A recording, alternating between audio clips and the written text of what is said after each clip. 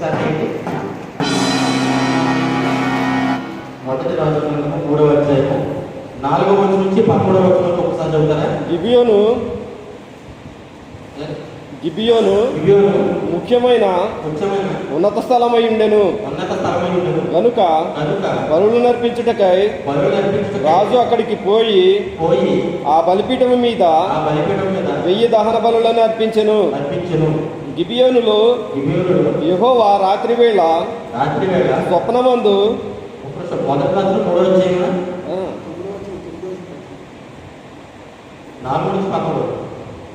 అదే ఇంత గొప్పదైన జనములకు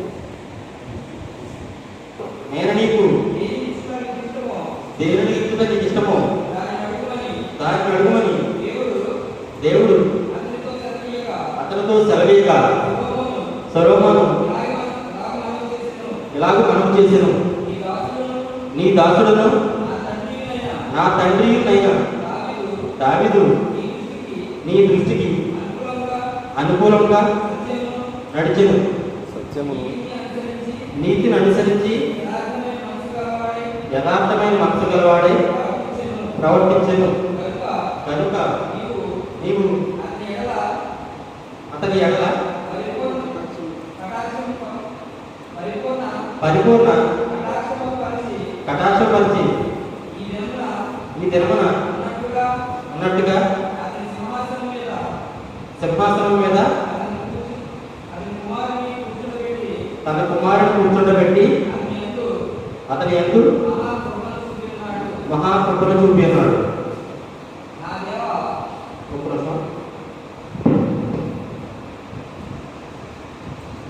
నా దేవా యెహోవా నీవు నా తండ్రివైన దావీదునకు బదులుగా నీ దాసుడైన నన్ను రాజుగా నియమించి ఉన్నావు. అయితే నేను బాలుడను, కార్యములు జరుపుటకు నాకు బుద్ధి చాలదు. నీ దాసుడనైన నేను నీవు కోరుకొనిన జనుల మధ్య ఉన్నాను. వారు విస్తరించి ఉన్నందున వారిని లెక్క పెట్టుటయు వారి విశాల దేశమును తనిఖీ చేయుటయు అసాధ్యము. ఇంత గొప్పదైన నీ జనమునకు న్యాయము తీర్చగలవాడు ఎవడు? కాబట్టి నేను మంచి చెడ్డలు వివేచించి నీ జనులకు న్యాయము తీర్చున్నట్లు నీ దాసుడనైన నాకు వివేకము గల హృదయము దయచేయము. ఈ దాసుడు నాకు వివేకము గల హృదయము దయచేయమని అడిగాడు. అంటే నా దేవుడు సొలొమోను మహారాజు ఏంటంటే నాకు వివేకము కలిసి, అంటే ఈ జరుడు చాలా మంది కనుక వీరు లెక్క పెట్టిన అసాధ్యము, వీరు పరిపాలించాలంటే నాకు మంచి చెడ్డలు అనిపించే వివేకం కలిసేవాడు. ఈ యొక్క సొలొమోను మహారాజు అనేటువంటి ఈ యొక్క మనవి దేవునికి ఇష్టమైంది కనుక ఇక దేవాదేవుడు చేసిన సొలొమోను మహారాజుకి ఆయన ఒక వివేకం అంటే ఆయన 5 ఇచ్చారు: వివేకము, జ్ఞానము, ఐశ్వర్యము, దీర్ఘాయుష్యు, ఘనత. సొలొమోను మహారాజు ఒక వివేకం అంటే దేవాదేవుడు 5 గంటలు ఇచ్చారండి. ఆయన ఇంత గంట పొందినటువంటి సొలొమోను మహారాజు గారు అంటే దేవుడు ఇంత ప్రత్యక్ష అనుభవం సంబంధం కలిగిన యొక్క గంట పొందిన సొలొమోను మహారాజు కూడా అవగాహన ఆఖరి క్షణంలో వచ్చరికి దేవుడిని తప్పిపోయి అతను ఏంటంటే అతని యొక్క జీవితం మొదటి ప్రారంభంలో ఎంతో ఉన్నతంగా ఉన్నది. అతని జీవిత చివరిదాకా వచ్చేసరికి ఎంతో అంటే దేవుడిని తొలగిపోయాడు. అతని దేవుడిని తొలగిపోవడం ముఖ్యంగా 3 కారణాలు ఉన్నాయి. మొదటి కారణం ఏంటంటే అన్ని స్త్రీలతో సహవాసం చేయడం. అన్ని స్త్రీలతో సహవాసం చేసి అన్ని దేవతలు గుళ్ళు పిలిచి వాటికి బలు కల్పించి వాటికి పూజలు చేయడం వల్ల అతను దేవుడి నుంచి తొలగిపోయాడు. రెండవది ఏంటంటే సొలొమోను మహారాజు కాలంలో యుద్ధాలు లేవు. ఎందుకంటే అతని పరిపాలన ఎంతో ఉంటుందని సస్యశ్యామలంగా యుద్ధాలు లేకుండా అతనికి ఎవరో శత్రువులు లేదు. శత్రువులు లేకుండా అతను యుద్ధాలు ఎవరికి పని లేదు. ఎప్పుడైతే యుద్ధాలు చేయలేదో అతను దేవుడికి మొరపెట్టవలసిన అవకాశం కూడా లేకపోయింది. ఒకవేళ యుద్ధాలు ఉన్నట్టయితే కనుక దేవుడు మొరపెడతారు, దేవా ఈయన పలానా దేశం నాకు గెలుస్తుంది, నీవు నాకు తోడుగా ఉందని ప్రార్థించే అవకాశం ఉంటుంది. ఇతని యొక్క పరిపాలన కూడా సస్యశ్యామలం ఉండడం వల్ల శత్రువులు లేకపోతే శత్రువులు ఎప్పుడైతే లేకుండా పోయాడో ఇతను ప్రార్థించే చేయడం కూడా మర్చిపోయాడు. అదే రెండవ కారణం. ఒక 3వ కారణం ఏంటంటే ఇతని కాలంలో ప్రవక్తలు లేకపోవడం. దావీదు కాలంలో ప్రవక్తలు ఉన్నారు. గాదు అనే ప్రవక్తున్నారు. అయితే యొక్క సొలొమోను మహారాజు గారు ఇతనికి చెప్పడానికి హెచ్చరిక చేయడానికి ఎటువంటి ప్రవక్తలు లేకపోలేదు. యొక్క అంటే ఈ ముఖ్యంగా ఈ 3 కారణాల వల్ల దేవుడికి దూరం అయిపోయింది. ఇది ఈ యొక్క సొలొమోను గురించి ఇచ్చిన ఇంట్రడక్షన్ అండి. అయితే చాలా మంది చెప్పడానికి కావాలంటే నాకు అంటే నిలబడటం నాకు కొంచెం పాతే కానీ మీ ముందు నిలబడి చెప్పడం నాకు కొంచెం భయంగా ఉంది. దేవుడికి ప్రార్థిస్తున్నాను, నేను నిలబడతాను దేవా మీ చిత్తమంది నన్ను నిలబెట్టుకొని నాకు ధైర్యం ఉన్న ప్రార్థిస్తూ వచ్చాను. అంటే ఇక్కడ ప్రార్థన కూడా చేయలేదు. వేరే ఇక్కడ ప్రార్థిస్తే నేను ప్రార్థిస్తాను, మీరు చాలా మంది చూస్తూ ఉండొచ్చు, నా భావాలను చూడవచ్చు, దావాన్ని నేను కొంచెం ఇబ్బంది పడవచ్చు, ప్రార్థన కూడా చేయలేదు. ఇది సొలొమోను గురించి ఇంట్రడక్షన్. ఇప్పుడు వాక్యంకి వచ్చేసరికి నా ఉపదేశంలో మీకు తెలిపాను. దేవుని యొక్క ఉపదేశం ఏ విధంగా ఉందంటే, దేవుని యొక్క ఉపదేశం అంటే దేవుడే వచ్చి డైరెక్ట్గా అందరికి చెప్పకపోవచ్చు, కొంతమందికి చెప్పవచ్చు, కొంతమంది తల్లిదండ్రుల ద్వారా చెప్పవచ్చు, పెద్దల ద్వారా చెప్పవచ్చు, జ్ఞానం గలవాళ్ళ ద్వారా మనం చెప్పించవచ్చు, దైవజనుల ద్వారా కూడా మనం చెప్పించవచ్చు. కాకపోతే దేవుని యొక్క ఉపదేశం ఏ విధంగా ఉందంటే ఒకసారి చూద్దాం. ద్వితీయోపదేశకాండము 32వ అధ్యాయము.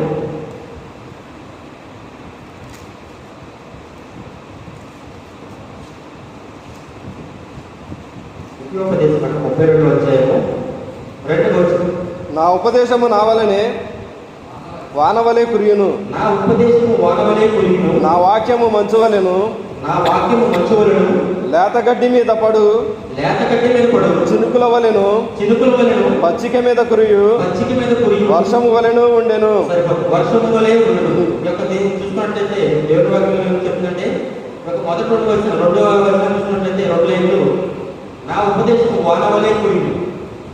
దేవుని యొక్క ఉపదేశంతో వాన వలె కురుస్తుంది. చూడండి, వాన కురిసినప్పుడు వేసవకాలం వాన కురిసినప్పుడు రైతులు ఎంతో సంతోషపడతారు. ఎందుకంటే తన పంట దుక్కు దున్ని తన పంటలు వేసుకోవడానికి వర్షాలు వచ్చినప్పుడు రైతులు ఎంతో సంతోషపడతారు. అది జ్ఞానం గలవాడు దేవుని యొక్క ఉపదేశం విన్నప్పుడు ఈ విధంగా సంతోషపడతారు. వాడు ఏ విధంగా కూర్చొని రైతులు సంతోషపడతారో ఆ విధంగానే యొక్క జ్ఞానం గలవాడు ఈ యొక్క దేవుని యొక్క ఉపదేశం విని సంతోషిస్తాడు. రెండవది ఏంటంటే, నా వాక్యం మంచు వలెను. దేవుని యొక్క వాక్యం ఏ విధంగా ఉంది? మంచు వలె ఉంటుంది. ఒక మంచు చూసినప్పుడు ఎలా ఉంది? శీతాకాలం ఎలా ఉంటుందంటే, మంచు చూసినప్పుడు చాలా ఆహ్లాదకరమైన వాతావరణం ఉంటుంది, చిరాకు ఉంటుంది. అది ఎండగా వచ్చినప్పుడు ఎండ ఎక్కువగా కట్టినప్పుడు చిరాకు వచ్చేస్తుంది. కానీ మంచు కురిసినప్పుడు కొంత ఆహ్లాదకరమైన వాతావరణం ఉంటుంది. చాలా మంది మంచు ప్రదేశాలకు వెళ్తారు. ఎందుకు? ఆహ్లాదం, సంతోషంగా ఉంది. అదే జ్ఞానం గల వారికి దేవుని యొక్క ఉపదేశం సంతోషాన్ని ఇస్తుంది అనమాట. మొదలైన నా ఉపదేశం వాన వలె కురియును, నా వాక్యం మంచు వలె ఉండను. అంటే సంతోషం ఇస్తుంది. జ్ఞానం గల వారు దేవుని యొక్క ఉపదేశంలో సంతోషంగా స్వీకరిస్తారు. ఇక 3 నుండి చూస్తే, జ్ఞానం లేని వారు దేవుని యొక్క వాక్యాన్ని ఏ విధంగా స్వీకరిస్తారో, ఈ వాక్యం నేను మాత్రమే ఈ యొక్క గ్రహించను. ఒకవేళ నా కనిపించిన తప్పని క్షమించండి. ఇక 3వ చూడండి, లేత కట్టె మీద పడు చిరుకు వలె ఉండను. నాకు ఉపదేశము లేత కట్టె మీద పడు చిరుకు వలె ఉండను. లేత కట్టె మీద చిరుకు పడి వర్షం పడింది అనుకోండి, లేత కట్టె ఏమవుతుంది? నలిగిపోతుంది. పని చిరుకు పడినప్పుడు లేత కట్టె మీద ఆ చిరుకులకి పని ఆ పోల్స్కి గట్టించి నలిగిపోతుంది. అదేవిధంగా జ్ఞానమైన దేవుని యొక్క వాక్యాన్ని, దేవుని యొక్క ఉపదేశం ఉండడానికి అంగీకరించడు, సతమతమవుతూ ఉంటాడు. అందువల్ల దేవుడు నాకు ఈ విధంగా రాష్ట్రంగా కనిపించింది. పచ్చిక మీద మీరు వర్షం లేదు. ఇప్పుడు పచ్చిగడ్డి మీద వర్షం కురిసినప్పుడు కింద ఉన్న మట్టి అంతా కూడా ఏంటంటే పచ్చిగడ్డి మీద పడి చంద్రవందనగా అయిపోతుంది. అదేవిధంగా దేవుని యొక్క ఉపదేశం జ్ఞానం లేని వారైతే ఆ విధంగా స్వీకరిస్తారు, సంతోషంగా స్వీకరించారు. సంతోషమైన వాడు వాళ్ళకు వాడు ఏ విధంగా కురుస్తుందో, మంచి ఏ విధంగా కురుస్తుందో అంత ఆహ్లాదకరంగా దేవుని యొక్క ఉపదేశంలో స్వీకరిస్తారు. జ్ఞానం లేని వారు మాత్రమే పశ్చిమ మీద కూడా చెప్పుకోలే స్వీకరిస్తారు నేను అనుకుంటున్నాను. ఇది నా యొక్క కేవలం నేను గ్రహించమాట. చూడండి, దేవుడు సొలొమోను మహారాజు ఏం పలుకుతున్నారంటే, నా కుమారుడా, నీ తండ్రి ఉపదేశంలో ఆలకింపుము, నీ తల్లి చెప్పు బోధను త్రోసివేయకు. ఏమన్నారంటే, నీ తండ్రి ఉపదేశంలో ఆలకింపు. దేవుడు ఏం చెప్పారంటే సొలొమోను కదా, నీ తండ్రి యొక్క ఉపదేశం మొదట ఆలకించు. నువ్వు చేస్తావని చెప్పి పక్కన పెట్టు, ముందు విను. నీ తండ్రి చెప్పిన ముందు ఆ మాటను విను. ముందు నువ్వు ప్రశ్నకు వినట్లయితే ఆ పని నువ్వు చేయగలవో లేదో నీకు తెలుస్తుంది, అప్పుడు నువ్వు చేయొచ్చు. తర్వాత ఇంకోమంటే, నీ తల్లి చెప్పు బోధను రోజు వేయము. మన తల్లిదండ్రులు ఎవరైతే మన మంచి కోసం ఏ పని చెప్పినా మన పీడియట్ చేయరండి, కేవలం మన కోసం అంటే మన బాబు కోసం చెప్తారు. అందువల్ల ఇక్కడ ఏమన్నారంటే, నీ తల్లి చెప్పు బోధను రోజు వేయము. నీ తల్లి మనకి ఎప్పుడు కూడా నీ మంచిగా కోరుతుంది. నీ తల్లి ఇప్పుడు ఏదైనా బోధ చెప్తుందంటే, ఏదైనా పని చెప్తుందంటే నీ మంచి కోసమే. నీ తల్లి బోధ ఎప్పుడు కూడా రోజు వేయద్దు అని చెప్పాను అన్నమాట. ఒకవేళ నువ్వు నీ తల్లి మాట తండ్రి మాట విన్నట్లయితే ఏ విధంగా ఉందంటే అవి నీ తలకు సొగసైన మాలికలు నీ కంఠములకు ఆరంభమై ఉండదు. ఒక తల్లిదండ్రుల మాట మనం విన్నట్లయితే, తల్లిదండ్రుల మాట మనం దగ్గరించకుండా తల్లి మాట తండ్రి మాట విన్నట్లయితే అవి మనకి ఎలా ఉంటాయంట, మనకు మన తలకు సొగసైన మాలిక. తలకు సొగసైన మాలిక అంటే పూర్వకాలంలో వాళ్ళు కిరీటాలు పెట్టుకున్నారు. ఆ కిరీటాలు ఎందుకు పెట్టుకున్నారు? నాకు తెలిసినందుకు ఘనత. ఆ కిరీటం పెట్టుకున్నారంటే గొప్ప, అంటే ఘనత అనమాట, ఘనత వస్తుంది. అదేవిధంగా నీ కంటలో ఆరంభమై ఉంటుంది. చూడండి, మనకు చైల్డ్లెస్ మనకు చేయదు. ఎందుకు? మనకు సంతోషం, ఒక ఘనత అనమాట.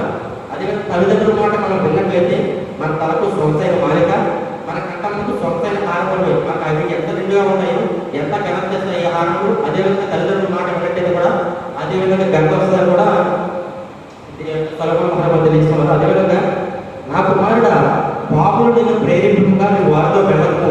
తల్లిదండ్రులు చెప్తారంటే, నా కుమారుడా, ఒకవేళ నువ్వు కొంతమంది పాపులు వచ్చి నేను ప్రేరేపిస్తారేమో, వారితో వెళ్ళద్దు. ఎందుకంటే వారి యొక్క నడతలన్నీ కూడా చేరునంతలు. నువ్వు వారితో వెళ్ళమంటే అది నువ్వు వారితో వెళ్ళకుండా నీ పాదం వెనక తీసుకో. నువ్వు వారితో వెళ్ళమంటే నిశ్చయముగా మరణాన్ని వెళ్తామని యొక్క సొలొమోను మహారాజు, సొలొమోను భక్తుడు దేవుడు మనకు తెలియజేస్తున్నారు. తల్లిదండ్రులు చెప్తారన్నమాట, నా కుమారుడా, నువ్వు బయటకు వెళ్ళలేమో జాగ్రత్త. కొంతమంది నీ స్నేహితులు మంచి స్నేహితులు ఉన్నారు, చెడు స్నేహితులు ఉన్నారు. నీ స్నేహితులు ఎటువంటి వారు నువ్వు వారికి తెలుసుకో. నీ స్నేహితులు ఎటువంటి వారు నువ్వు గ్రహించాలంటే మొదట నువ్వు జ్ఞానం సంపాదించు. ఆ జ్ఞానం గురించి చెప్తే ఏమంటే, జ్ఞానం సంత వీధులలో కేకలు వేయించున్నది. జ్ఞానం వీధులలో కేకలు వేయించున్నది, సంత వీధులలో దగ్గరగా పలుకుతున్నది. గొప్ప సంతతి గల స్థలంలో ప్రకటన చేసింది. దీన్ని బట్టి దేవుని సారాంశం నాకు అయిన దేవుని యొక్క జ్ఞానం గురించి చెప్తారనుకున్నాను. దేవుని యొక్క జ్ఞానం అంటే ఈ రోజుల్లో సంత వీధుల్లో దగ్గరగా కేకలు వేయించుంది, జ్ఞానం వీధులలో కేకలు వేయించుంది. ఈ రైతు నేను కామెంటే వీధి సువార్త ఎక్కువ వినబడుతుంది. ఎందుకు? దేవుని యొక్క జ్ఞానాన్ని మనందరికీ తెలియజేయాలి. యొక్క దేవుని జ్ఞానం మనం తెలుసుకున్నట్లయితే కొంతమంది రక్షింపబడతారని యొక్క వీధి సువార్తలు అనేక ప్రాంతాల్లో గొప్ప గొప్ప సభలో జరుగుతాయి. నేను ఇవన్నీ ఎందుకు అంటున్నారు? దేవుని యొక్క బైబిల్లో ఉన్నటువంటి జ్ఞానాన్ని మనం కొంతమంది తెలుసుకుని దేవుని అడుగుజాడలు నడిచి రక్షింపబడతామని దేవుడు మనకి ఉపదేశం తెలియజేస్తున్నాడు. అదేవిధంగా చూసినట్లయితే, నా కుమారుడా, నీవు నా మాటను అంగీకరించి నా ఆజ్ఞలను నీ యొక్క దాచుకున్నావు. ఎవరైనా చెప్పండి, దేవుడు, నా కుమారుడా, నీవు నా మాటను అంగీకరించి నా ఆజ్ఞలను నీ హృదయంలో దాచుకున్నావు. దేవుడు మనకి 10 ఆజ్ఞలు ఇచ్చారండి. దేవుడు మనకు 10 ఆజ్ఞలు ఇచ్చారు. ఆ 10 ఆజ్ఞలు కూడా నిరంతరం మన హృదయంలో చూసుకోవాలి. దేవుడు మనకి ఆజ్ఞలు ఇచ్చారంటే మనకి బరువుల వల్ల బండమైన వల్ల ఏం చెప్పారు? దేవుడు 10 ఆజ్ఞలు ఇచ్చారు. ఆ 10 ఆజ్ఞలు కూడా పరిశుద్ధ స్థానంలో ఉన్నాయి.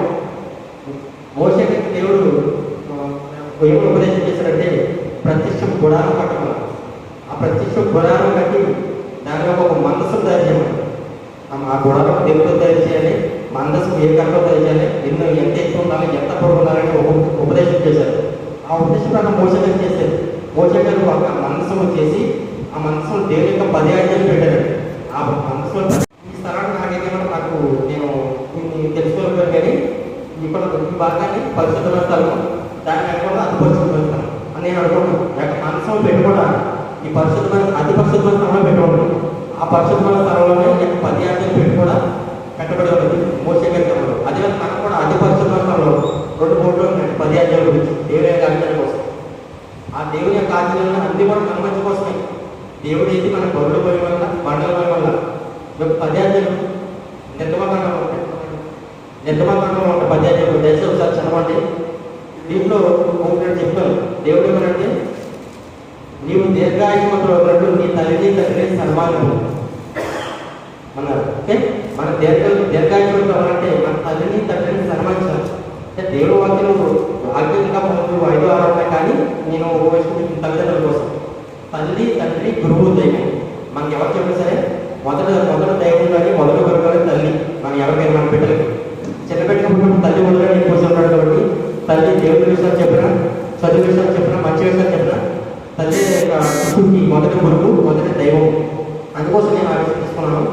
నీవు దీర్ఘాయుష్మంతుడు అవునట్లు నీ తల్లిని తండ్రిని సన్మానింపు. తల్లిని తండ్రిని సన్మానింపం అంటే అన్ని వారిని కూర్చోబెట్టి కుజులు సాల వేసి దండ వేసి సన్మానించవలసిన మన తల్లిదండ్రులు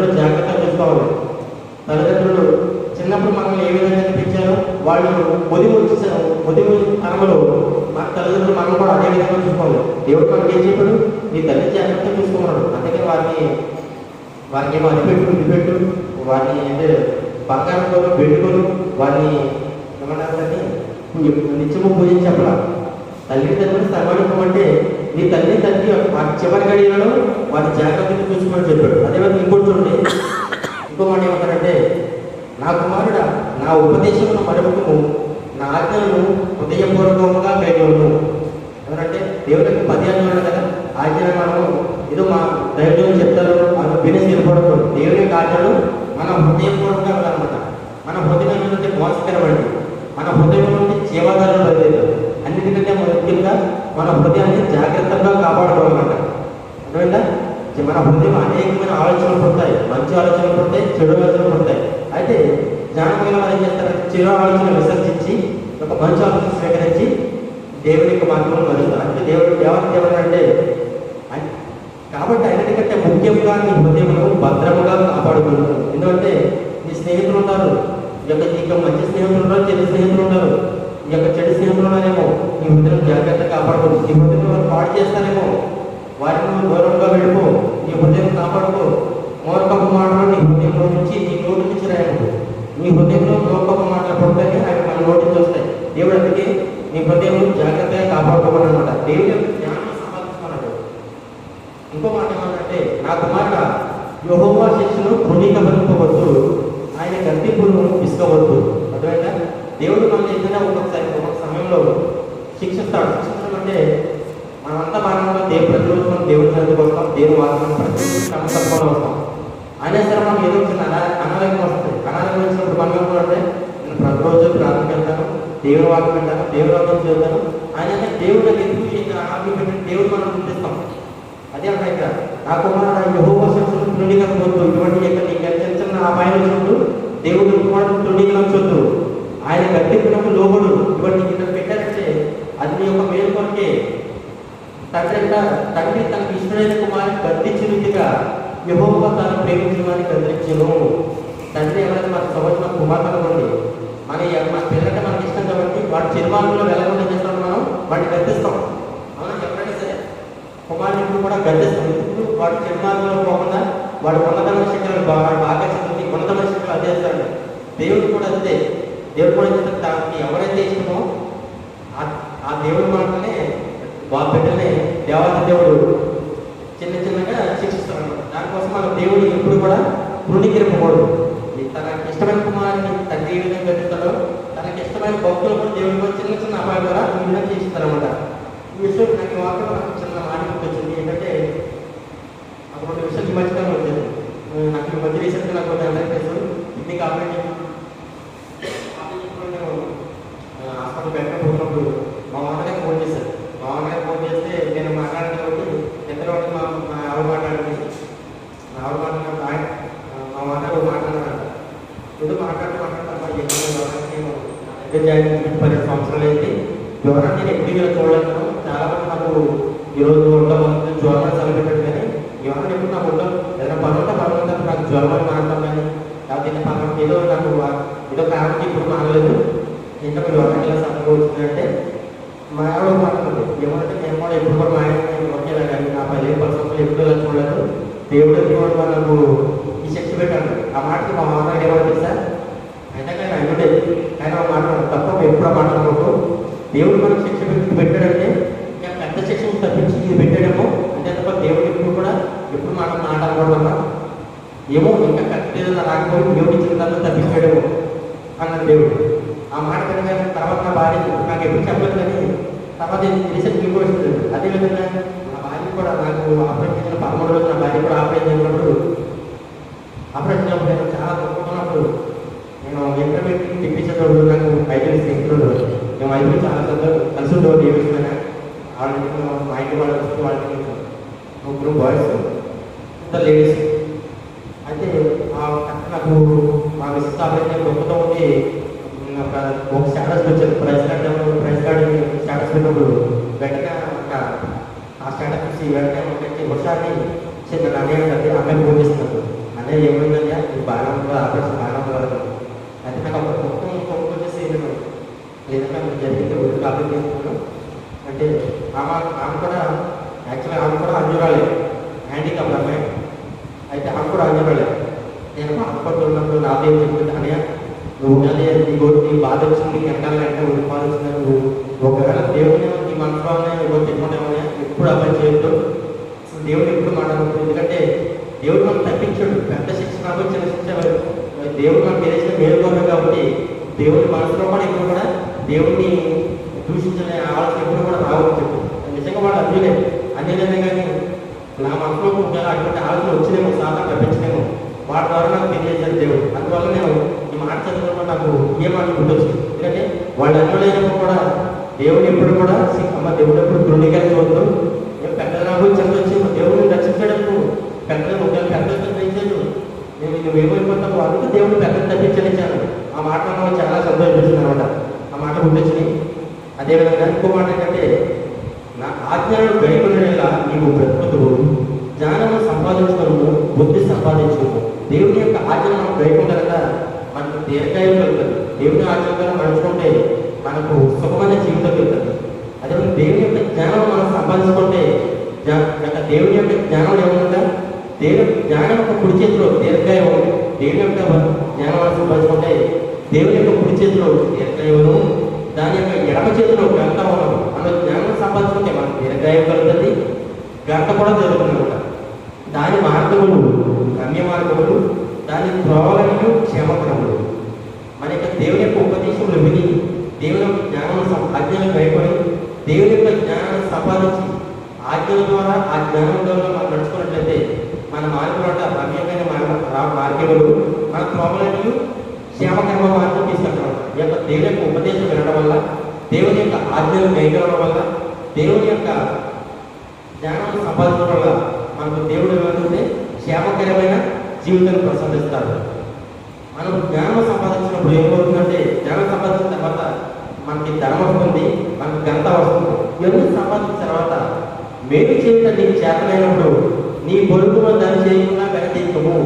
మనం జ్ఞానం సంపాదించినప్పుడు ఎవరైతే మన పొరుగువారికి ఒక చిన్న ఆపద వచ్చింది, మన జ్ఞానం వచ్చినప్పుడు దేవుడు దీర్ఘాయువు ఇస్తాడు, కొంత ధర్మం కూడా ఇస్తాడు. అప్పుడు దేవుడు మనకి ఏం చెప్తాడంటే, నీవు మేలు చేయడం నీ చేతనైనప్పుడు, జ్ఞానం అంటే మనకు మేలు చేసే మనసు కూడా ఉంటుందంట. నీ మేలు చేయడం నీ చేతనైనప్పుడు నీ పొరుగువాడు దాన్ని చేయకుండా కనిపించడు. నీ పొరుగువాడి ఆపదలో ఉంటే అతను కనిపించు, నీ చేత సహాయం చేయమంటాడు దేవుడు. అంటే మన చేత మనం చేయగల శక్తి ఉంది, మన చేయలేకపోతే దేవుడు మనం క్షమించడు. అదేవిధంగా అతను కొంత ద్రవ్యం అవసరం, ఆ సమస్యను బయటపడడానికి ద్రవ్యం అవసరం, అంటే ధనం అవసరం అనుకోండి. మన దగ్గర ధనం ఉంటే అతనికి ఇవ్వండి, లేకపోతే లేదని చెప్పండి. అంతేగాని మన దగ్గర ధనం ఉంచుకుని అతను లేదని చెప్పినప్పుడు అది దేవుడు క్షమించినాడు అన్నమాట. మన దగ్గర ధనం ఉండగా ధనంలో తినకుండా ఇప్పుడు చెప్పవద్దని దేవుడు మనకి ఆచరించాడు అనమాట. అభివృద్ధి కుమార్ చూసినట్లయితే మన ఇందాక చెప్పినట్టుగా మన హృదయమును జాగ్రత్తగా కాపాడుకోవాలి. మన హృదయం జాగ్రత్తగా కాపాడుకున్నట్టే మంచి చెడులు వివేచించే జ్ఞానం మనకు వస్తుంది. మంచి చెడులు వివేచించినప్పుడు ఏది మంచి మార్గము, ఏది చెడు మార్గము అని మనం గ్రహించి మంచి మార్గంలో పోవడానికి అవకాశం ఉందన్నమాట. అన్నిటికంటే ముఖ్యంగా నీ హృదయం భద్రంగా కాపాడుకున్నాము, మూర్ఖపు మాటలు నీ నోటికి రాయలేము. ఒక్కొక్కసారి మనం ఏం చేస్తామంటే ఇంకా దేవుడిని అడుగులో నడుస్తూ ఉంటాం. ఒక్కొక్కసారి సాతాను మనం ఆహ్వానం చేస్తామంటే మన నోటికి మూర్ఖపు మాటలు వస్తాయి. ఎందుకు వస్తాయి? దేవుడు మనకు అందించారు కదా, మనకు ఐశ్వర్యం వచ్చేసరికి మనకేంటి గర్వం వచ్చేస్తుంది. సాతాను ఆలోచించి మనకు గర్వం వచ్చేస్తుంది. అందుకే నేను భక్తులు చెప్తున్నాడు, నీ హృదయంలో జాగ్రత్తగా కాపాడు. గర్వం ఇప్పుడు కూడా నీ హృదయంలో రానవకు, మూర్ఖపు మాటలు ఇప్పుడు రానవకు దేవుడు సొలొమోను మహారాజు మనకు తెలియజేస్తాడు. మన హృదయానికి గర్వం ఎప్పుడైతే వస్తుందో, మన నోటిని మూర్ఖపు మాటలు ఎప్పుడైతే వస్తాయో ఆ క్షణమే దేవుడు మనకి విడిచిపెట్టేస్తాడు. సొలొమోను మహారాజు కోసం దేవుడు ఏ విధంగా విడిచిపెట్టేశాడు, అన్నిటితో సహవాసం చేసినప్పుడు సొలొమోను మహారాజు ఏ విధంగా అయితే విడిచిపెట్టేశాడు, మనం కూడా అన్నిటితో సహవాసం చేయకుండా దేవుని యొక్క వాక్యాన్ని, దేవుని యొక్క జ్ఞానాన్ని ఆజ్ఞ భద్రంగా కాపాడుకోవాలి. అదేవిధంగా దేవుని కూడా నిత్యము కూడా స్థుతించు ఉంటారు. సొలొమోను మహారాజు ఆధ్యాత్మిక స్వామంతరం వచ్చింది. ఎందుకు? అతనికి కావాల్సిన ఇబ్బంది లేకపోవడం. అదేవిధంగా మనం కూడా ప్రతిరోజు ప్రార్థించాలి. ఒకరోజు ప్రార్థించి ఒకరోజు ప్రతిరోజు ప్రార్థన కోసం ప్రార్థన చేస్తున్న వాక్యం పెట్టడం అయినా సరే ప్రతిరోజు మన ఇంట్లో కూడా ప్రార్థించాలి. మనకు వచ్చి చిన్న